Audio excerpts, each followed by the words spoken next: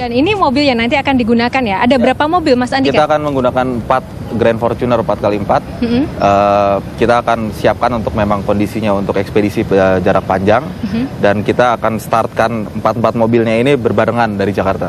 Terus kemudian apa sih sebenarnya persiapan yang telah dilakukan oleh tim sendiri, baik dari sisi fisik maupun mental dari para pesertanya sendiri? Pada dasarnya kalau untuk fisik dan mental, kita kan memang ada seleksi untuk para peserta yang akan berangkat. Jadi untuk itu memang akan kita batasi, kita punya standar sendiri siapa yang akan kita berangkatkan. Tapi yang lebih banyak persiapannya sebenarnya kita banyak mempersiapkan untuk kendaraannya, baik dari stikernya, baik dari kaki-kakinya. Cuman ada beberapa parts dari Toyota yang tetap kita pertahankan, karena memang pada dasarnya mobil ini mumpuni untuk kita bawa pergi.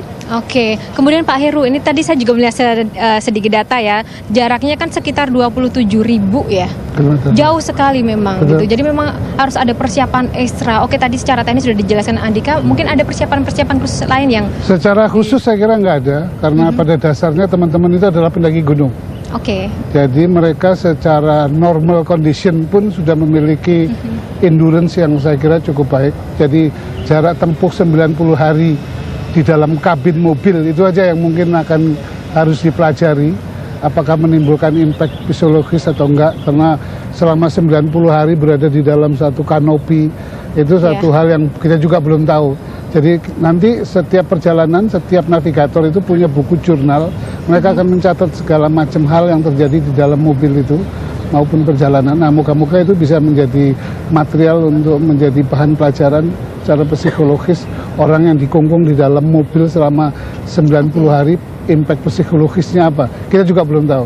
Kita akan coba dalam eksperimen ekspedisi ini. Jadi memang banyak sekali eksperimennya, nanti bisa digali ya hasilnya nanti akan seperti apa. Terus kemudian persiapan yang paling pusing sebenarnya Mbak, risetnya sebenarnya. Karena kita harus riset literatur mengenai Marco Polo dari A sampai Z, dari tahun dia berangkat sama keluarganya sampai dia sampai ke Indonesia. Proses riset itu yang kita dibantu oleh Pak Tri dan teman-teman dari Metro TV untuk benar-benar kita keabsahan masing-masing kota yang akan kita lewati, masing-masing kota yang akan kita singgahi, itu kita cek sedetail mungkin gitu. Itu justru riset itunya yang menurut saya mengenai Marco Polo-nya lumayan rumit. Begitu ya. Kemudian dari kesiapan dari tim dari Metro TV sendiri untuk mengawal perjalanan ini seperti apa nih Bung Tommy? Kita sudah siapkan 2 orang yang akan ikut dalam timnya Andika dan YP ini, dan mereka akan membuat reportase setiap hari. Dan kita ingin menyampaikan kepada masyarakat bahwa ini bukan perjalanan yang main-main.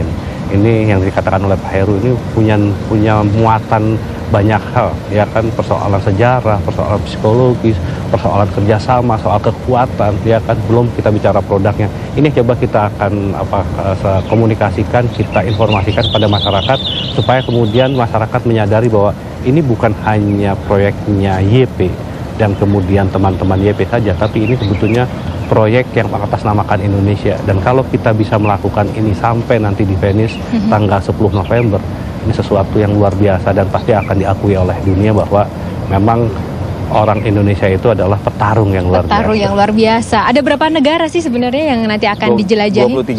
23. 23 negara, berapa titik itu Mas Andika?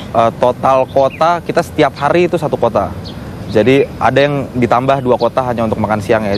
More or less kalau total kilometernya 27.000 sekarang. Begitu. Nah, cuman jumlah negaranya 23.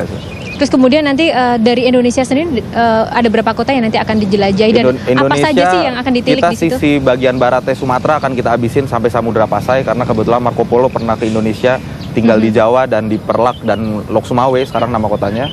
Kita akan ke sana untuk cek rute-rutenya Marco Polo di Kerajaan Samudra Pasai untuk 2 hari, baru kita nyebrangnya ke Malaka habis itu gitu. Oke, nanti kita akan lanjutkan lagi dan mengeksplorasi persiapan-persiapan apa saja yang akan dilakukan lebih dalam lagi setelah break berikut ini. Jangan kemana-mana pemirsa, tetaplah bersama 811.